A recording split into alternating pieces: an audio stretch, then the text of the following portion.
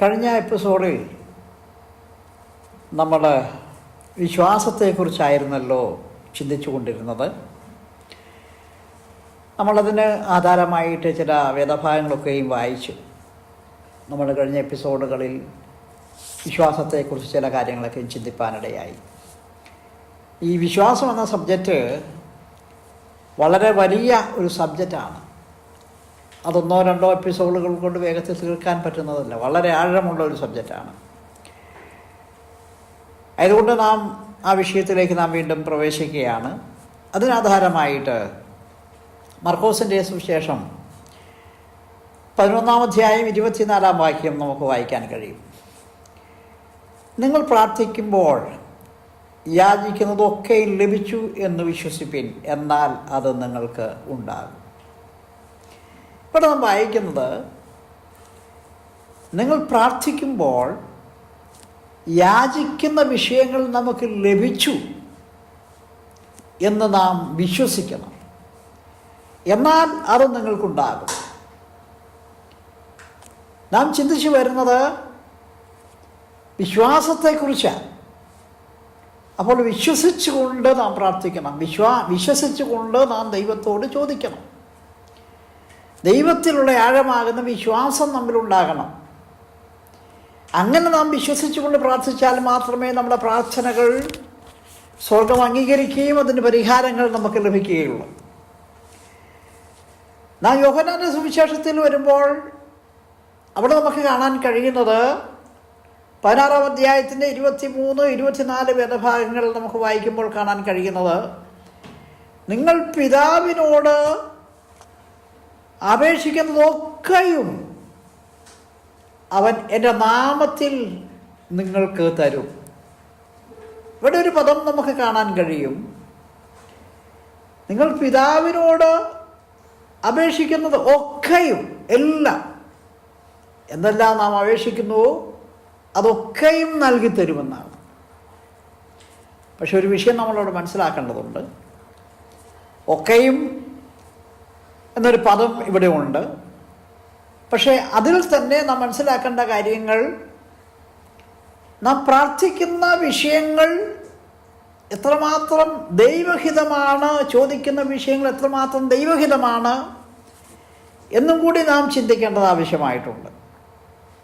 ദൈവഹിതപ്രകാരമുള്ള വിഷയം നാം ചോദിക്കുമ്പോൾ, പ്രാർത്ഥിക്കുമ്പോൾ അവയൊക്കെയും നൽകി തരുവാൻ ദൈവം ശക്തനാണ്. ആയതുകൊണ്ട് നാം ഈ ദിനങ്ങളിൽ ദൈവത്തിൽ, ഞാൻ മുൻപ് പറഞ്ഞതുപോലെ, ആഴമായി വിശ്വസിക്കുകയും ആഴമായി ദൈവത്തിൽ ആശ്രയിക്കുകയും നാം ചെയ്യേണ്ടത് ആവശ്യമാണ്. മർക്കോസിൻ്റെ സുവിശേഷത്തിൽ 9-ാം അധ്യായം 23-ാം വാക്യം നാം വായിക്കുമ്പോൾ അവിടെ കാണുന്നത്, വിശ്വസിക്കുന്നവർക്ക് സകലതും കഴിയും. വിശ്വസിക്കുന്നവർക്ക് സകലതും കഴിയും. ഈ ഭാഗമൊക്കെ നാം വായിക്കുമ്പോൾ കാണുന്നത് വിശ്വാസത്തിൻ്റെ ആ തീവ്രതയാണ്. ആഴമായി ദൈവത്തിൽ വിശ്വസിക്കുന്നു. നാം പ്രാർത്ഥിക്കുമ്പോൾ, ദൈവത്തോട് ചോദിക്കുമ്പോൾ, നാം ചോദിക്കുന്ന വിഷയങ്ങൾ നൽകി തരുവാൻ ദൈവം ശക്തനാണ് എന്ന് നാം വിശ്വസിച്ചുകൊണ്ട്, ദൈവത്തിൽ നമ്മുടെ വിശ്വാസം അർപ്പിച്ചുകൊണ്ട് നാം ചോദിക്കുമ്പോൾ ദൈവം അത് നൽകുക തന്നെ ചെയ്യും. അയ്യൽ പ്രിയമുള്ളവരെ, നമ്മുടെ ജീവിതത്തിൽ നമ്മുടെ വിശ്വാസം എങ്ങനെയായിരിക്കുന്നു, എപ്രകാരമായിരിക്കുന്നു എന്ന് നാം ഒന്ന് പരിശോധിക്കേണ്ടത് നമ്മുടെ ജീവിതത്തിൽ ആവശ്യം തന്നെയാണ്. നാം പലപ്പോഴും നമ്മുടെ ജീവിതത്തിൽ ചില വിഷയങ്ങൾക്ക് വേണ്ടി 1-2 പ്രാവശ്യം പ്രാർത്ഥിച്ചതിന് ശേഷം അവ ലഭിക്കാതെ വരുമ്പോൾ നമ്മുടെ ജീവിതത്തിൽ അവയിൽ നിന്ന് നാം പിന്മാറി സ്വാഭാവികമായി നമ്മുടെ ഹൃദയത്തിലേക്ക് സംശയം കയറി വരാറുണ്ട്. അവ നിമിത്തം നമുക്ക് പലതും പ്രാപിക്കാൻ കഴിയാതെ വരുന്നുണ്ട് എന്നൊരു യാഥാർത്ഥ്യം നാം മനസ്സിലാക്കേണ്ടതുണ്ട്. നാം മനസ്സിലാക്കുക, നാം വിശ്വസിക്കുന്നത്, നാം പ്രാർത്ഥിക്കുന്നത് സർവശക്തനാകുന്ന ദൈവത്തോടാണ്. നമ്മുടെ ദൈവത്തെ കൊണ്ട് അസാധ്യമായതൊന്നുമില്ല. സകലതും സാധ്യമാക്കി തരുവാൻ ശക്തിയുള്ള ദൈവമാണ്. നമ്മുടെ വിശ്വാസത്തിൻ്റെ പുറത്ത് ദൈവത്തിൻ്റെ പ്രവൃത്തി ഉണ്ടാകും. ഒരു വേദഭാഗം കൂടെ ഞാൻ വേഗത്തിലൊന്ന് വായിക്കാം. 1 യോഹന്നാൻ 3-ാം അധ്യായം അതിൻ്റെ 22-23 വേദഭാഗം നാം വായിക്കുമ്പോൾ ആ ഭാഗത്ത് നമ്മുടെ വിശ്വാസത്തെ സംബന്ധിച്ച്, വിശ്വസിച്ച് പ്രാർത്ഥിക്കുന്നതിനെ സംബന്ധിച്ചൊരു കാര്യം പറയുന്നുണ്ട്. അവൻ്റെ കൽപ്പനകളെ നാം പ്രമാണിച്ച് അവന് പ്രസാദമുള്ളത് ചെയ്തുകൊണ്ട് പ്രാർത്ഥനയിൽ എന്ത് യാചിച്ചാലും അവങ്കിൽ നിന്ന് ലഭിക്കും.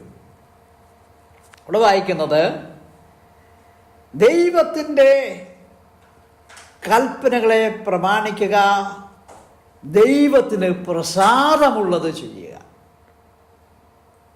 ദൈവത്തിന് പ്രസാദമുള്ളത് ചെയ്തുകൊണ്ട്, ദൈവത്തിൻ്റെ കൽപ്പനകളെ നാം അതുപോലെ പ്രമാണിച്ചുകൊണ്ട്, ദൈവം നമ്മോട് പറയുന്ന കാര്യങ്ങൾ പ്രമാണിച്ചുകൊണ്ട് നാം പ്രാർത്ഥിക്കുമ്പോൾ ദൈവം നമ്മുടെ പ്രാർത്ഥനയ്ക്ക് മറുപടി നൽകും എന്നാണ് ഈ ഭാഗം നമ്മെ പഠിപ്പിക്കുന്നത്. ആയാൽ ഈ ദിനങ്ങളിൽ പ്രിയമുള്ളവരെ, നമുക്ക് ദൈവം നമ്മോട് പറയുന്നത് അനുസരിക്കുന്നവരാകാം, ദൈവത്തെ പ്രസാദിപ്പിക്കുന്നവരാകാം, ദൈവത്തിൻ്റെ കൽപ്പനകൾ അംഗീകരിക്കുന്നവരാകാം. നമ്മുടെ ജീവിതത്തിൽ നാം ഈ ദിനങ്ങളിൽ എന്താണ് ചെയ്യേണ്ടത്, എങ്ങനെയായി തീരേണ്ടത് എന്ന് നമുക്ക് ദൈവത്തോട് ചോദിക്കാം. നമ്മുടെ ജീവിതത്തെക്കുറിച്ചുള്ള ദൈവത്തിൻ്റെ പ്ലാൻ നാം വളരെ വ്യക്തമായി മനസ്സിലാക്കേണ്ടത് ആവശ്യമാണ്. അതിന് പ്രകാരം നമ്മുടെ ജീവിതത്തെക്കുറിച്ചുള്ള ദൈവത്തിൻ്റെ പദ്ധതി മനസ്സിലാക്കി അതിന് പ്രകാരം നാം പ്രാർത്ഥിക്കുമ്പോൾ, ദൈവത്തോട് അടുക്കുമ്പോൾ നമ്മുടെ ജീവിതത്തിലെ പ്രശ്നങ്ങൾക്ക് ദൈവം പരിഹാരകനാണ് എന്നാണ് വിശുദ്ധ വേദപുസ്തകം നമ്മെ പഠിപ്പിക്കുന്നത്. ആയാൽ ഈ ദിനങ്ങളിൽ നമുക്ക് വിശ്വാസം നമ്മുടെ ജീവിതത്തിൽ ഉണ്ടാകട്ടെ, കർത്താവിൽ നമുക്ക് ആശ്രയിക്കാം എന്ന് ഞാൻ ഓർപ്പിച്ചുകൊണ്ട് ഇവിടെ നിർത്തുന്ന. കർത്താവ് നമ്മെ സഹായിക്കുകയും അനുഗ്രഹിക്കുകയും ചെയ്യുമാറാകട്ടെ. ദൈവഹിതമായാൽ വീണ്ടും ഈ സബ്ജക്റ്റ് നമ്മൾ കണ്ടിന്യൂ ചെയ്യുന്നതായിരിക്കും.